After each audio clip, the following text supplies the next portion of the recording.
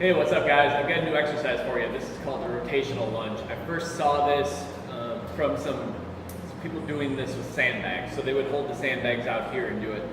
I figured I don't have a sandbag, but I think I could pull this off with the kettlebell, and I tried it this morning. It actually works pretty well.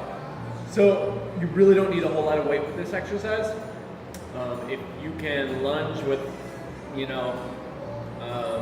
80 pounds or something like that, if you can do an 80-pound goblet lunge or something, you probably don't need to use, maybe like half of that would be a good place to start. So like maybe around 40 pounds would be a fairly challenging place.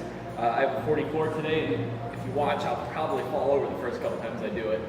So you're gonna grab your kettlebell, hold it down here, kind of think about tall through the top of the head, long arms. You're gonna try to keep the kettlebell as close to the floor as you can, essentially, but while maintaining a good tall top of the head, right? So we don't want to be like shoulders, we don't want to be like that, we don't want to be hunched over, we want to be nice and tall. What we're going to do is we're going to step back. So I'm going to step back with my right foot, and I'm going to swing the kettlebell around to my left side. Now I'm going to have to do this slow or it will tip me over. So I'm going to slowly step back, and notice how I keep my arms straight. My hips are straight ahead, my belly button straight ahead, but my shoulders are turned. I'm keeping my eyes straight ahead, because if I turn my eyes to look this way, I'm probably going to lose my balance. It throws off your equilibrium. So I'm still here, my belly button's straight forward. I'm going to drive through that foot and come back up. And then I'm going to switch sides, so I'm going to rotate towards the other side. Big step back. Do this in control. You don't really have to use a lot of speed.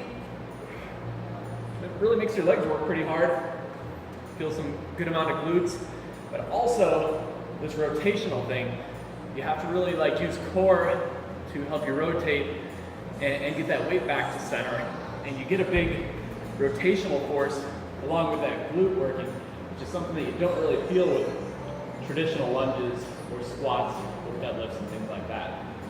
So, and the cool thing is, this is really how our body works. It works in this spiral, diagonal, rotational, reciprocal kind of way where my hips are facing this way, my shoulders are facing this way.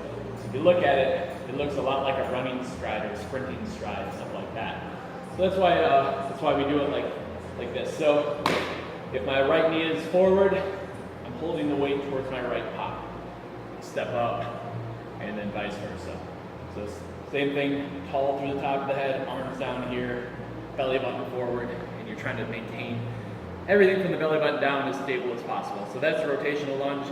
Start out fairly light, work your way heavier. I do somewhere between 5 to 8 reps on each side is a good place to start with this as well, and you can build up from there.